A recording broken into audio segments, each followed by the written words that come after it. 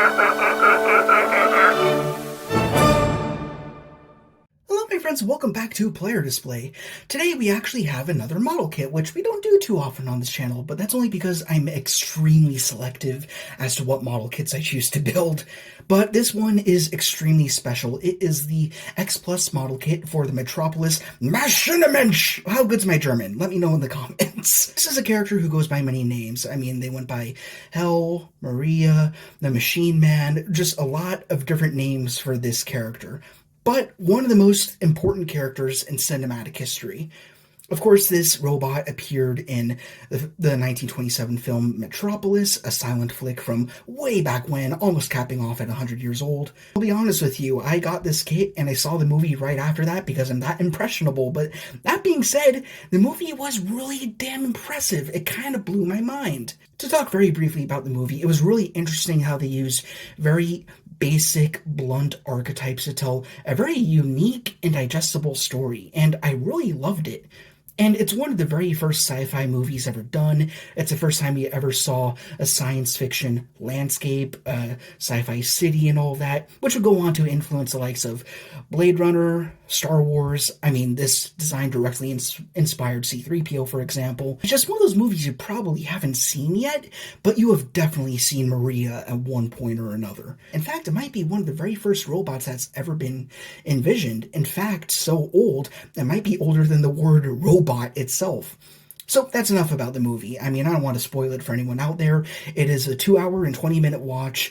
I know it's a long watch, but it is free on YouTube if you do want to check it out. But that being said, before you go and watch it, let's check out this actual spoil-free review. So, this is a very awesome looking box. As you can see here, it is a silver screen edition. I don't believe they've done a color variant of this. Not that I'd want one. I actually quite love the colors that it already comes in. Down here we have all plastic assembly kit, X Plus model kit over there on the side. And as for the many sides of this box, we'll just do a little bit of a floating around. You got some recommended for ages 15 and up down there at the bottom. On left and right, it seems like it's about the same graphics. And on the top, pretty much same images, shuffled around a little bit. But on the back, like for most model kits, absolutely nothing to talk about, just cardboard. And that's about all. So this isn't going to be a totally true-to-life unboxing because I was a little too eager. I already opened it to see what was inside, but that being said, I will still open it here so you can see what the base components look like for any of you who are going after this kit. So it looks like most of the sprues are done in this almost gunmetal gray, not quite silver. It's got like a little bit of a darkness to it. It's not super shiny, so if you wanted to spray paint this in chrome, which I might do, maybe a silver, I'm still thinking about it, you could absolutely do that. You see on this side, we actually have the robot's face right there. I'm reluctant to call her Maria for reasons I won't explain, but just for the sake of it, I guess I'll just call her the robot. That's really the best name that we have for this character. You have her back and torso over here in this bag, looking really neat. We have, I think, some legs or arms over here. That's one thing I'm curious about. I'm not totally sure what scale this figure is in. I don't think it's quite 1/6 scale, so don't get too excited about that, but it is going to be rather big.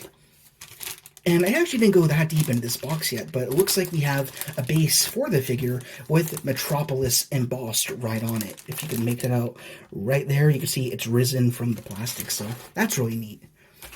There are also some clear components, which I find really interesting. I guess there are going to be some see-through portions on the main kit itself once it's complete.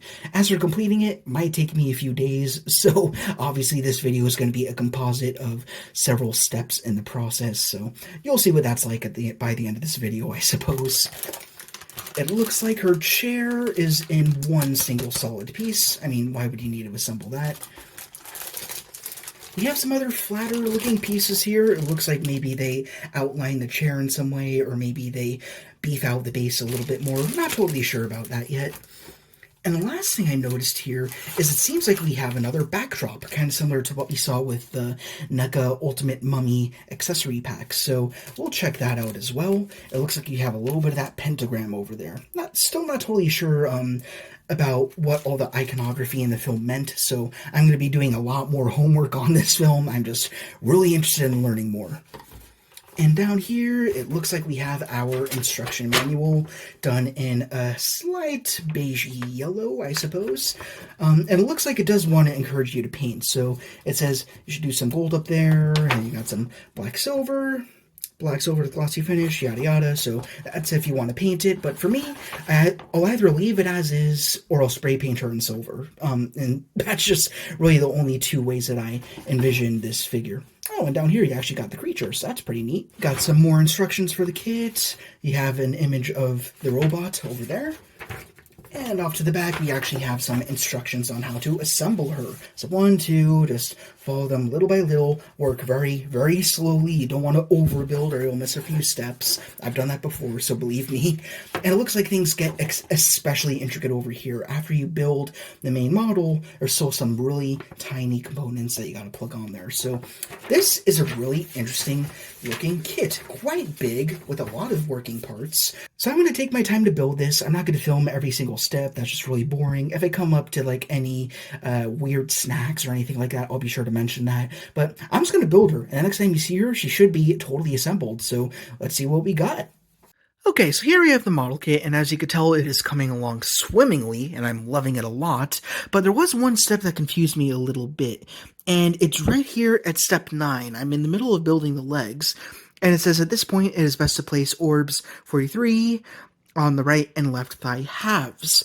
They don't show that too well over here, but I looked over to this side on this image over here, and then you see it's almost these little spheres are supposed to go on top of these pistons on the top of the thighs. So I feel like that's something that you should have done before putting the thigh parts onto the main figure, as it's suggested. So I would suggest going to these little tiny orbs, which are right here, number 43, and then plugging them onto that plate on the front of the thigh, then putting the thigh plate on. So just a little weird order of events going on that I wanted to mention. Alright, so I'm on day 2 of building this kit, and as you can see, things are coming along very well. I did hit another little area of question over here. So as you can see on the instructions, it actually encourages you to Dremel on certain holes within the figure to widen them up a little bit. So far, I'm not having that issue. Like over here, you see those little tubing parts, those are meant to be the ears, and there's 2 holes that they're supposed to fit into, and they said that you need to Dremel them, but I fortunately didn't need to. I guess if you glue something together and the holes are a little misaligned, you'll need to do a little bit of Dremel work, but I found that if I just got a knife and then I sort of twisted in a little bit there prematurely, then that widened it up enough that wouldn't be an issue. So you could really go either way about it, or you might not need to do either of those at all. Not the knife nor the Dremel, but that is a step there that is totally optional to you. Just be sure that you test the fit before you do either of them. It might be fine as it is, like it is here. And yeah, aside from that, you should be good to go. Alright, so this is the point where I go a little bit off the rails and do my own thing. So Maria is done. Here she is. She's looking fantastic. And funnily enough, the instructions call her Maria over there, but the back of her seat says HEL with 1 L. So even this entire kit is not totally sure what she's called. But all that being said, there are a few cosmetic things I am going to do. Firstly, I'm going to spray her up in chrome. I just think that's going to make her look a lot more pretty. There's also a little bit of marbling in the plastic that I want to get rid of, and also a few little gluing mistakes here and there that I want to hide. So I'm going to take her into the spraying room, going to hit her up with chrome. I think she'll look really nice. And she does have some very long pins on the bottom of her feet, as you can see right there. So what I did is I plugged her onto the base, but before I did that is I wrapped it up in plastic wrap. So now when I have her plugged on and I spray her, it's not going to spray this portion of the base that also combines with the chair and this lower platform over here. So she's going to be in chrome, but I'm also going to silver up the lettering over here, the Metropolis, because I feel like it kind of disappears a little bit into this beige brown color that we have going on. So I'm going to make that silver too, and I think both of those together will look really nice and complement each other very well. So let's see how that turns out. And finally, here is the Metropolis robot all finished, and I think I made the right call in doing her in silver just to make her look a lot more unique. She's actually still drying, so I'm going to be very careful, but we're going to go ahead and take a closer look at this model kit. I almost said figure, but that wouldn't be quite accurate. Just a very beautiful looking face and everything. You can see all the details going off down the side. Here, we'll actually Pan on down here. You see how intricate it is, all the little working parts that had to go in there. It's just absolutely fantastic looking. Very C-3PO looking as she should be, because, again, she influenced his design quite considerably. And yeah, she's just a really awesome kit to have. I really like what the spray paint did. If you look really closely, it's not totally flat. It almost looks like a rolled silver, or steel, if that's the right term for it. But yeah, I really dig the way that this came out. Also did the lettering down here on the Metropolis. You can see that's done up in chrome.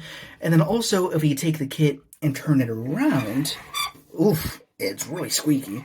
You can actually see that her name, one of her names anyways, HEL, is down here, and I also did that in chrome as well, just to get a little fancy. Down here, it's just a lot of inscriptions in German, so I can't read that for you, but there it is.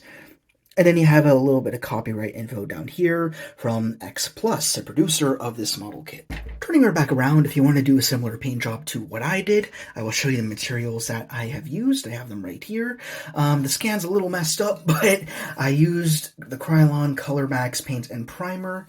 This is the metallic aluminum, looking really nice. I've used this for several projects now, like some figures, some masks, and it's a very good paint. I like it a lot. Works a little differently, like on some plastics it's very smooth. In this case, it looks like, again, that rolled steel look, but I really like that. I mean, also, I imagine when they had the actual actress inside the costume, they probably did use paint, so it makes sense to me.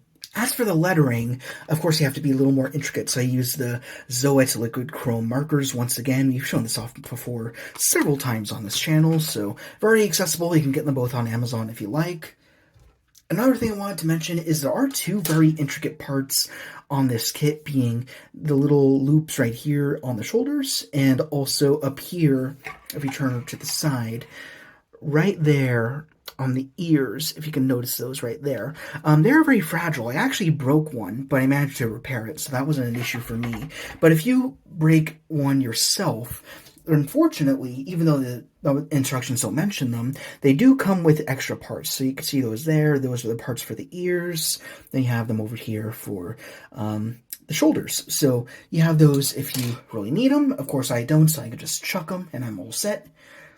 But the last thing we have to look at, of course, is the cardboard backdrop. So let's move Maria / HEL / the Machine Man out of the way and pull in the diorama, which of course has the pentagram. I did a little bit more research since the last time we talked about this kit and the movie.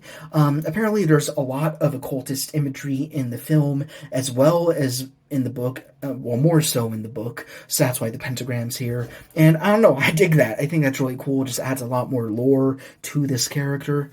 You see we got the X Plus model kit up there in the corner, so that's pretty neat. Pulling on down, this thing was actually very confusing to fold. There's no instructions at all, so I just had to figure it out. There were some adhesive straps here and there to pin everything together, but anyways, going on down, we have Maria as HEL to make things even more confusing for the many names of this character. Easy to build, 1/8 scale. It was pretty easy. It took me only 2 days. Over here you have Metropolis once again, then you have Machinimage! And on this side, I think it's exactly the same as it was over here on the right. Anyhow, if you want to pan out, I know we're running out of space here, but you can also take your entire model kit, base and chair included, and prop it right on top. And there we are. Actually, we'll just dolly around here and have a look. And she is looking beautiful. It's a very crisp looking model. It feels very professional, although I wouldn't consider myself professional at all, but all the parts came together very well. Very minimal sanding and X-Acto blade work.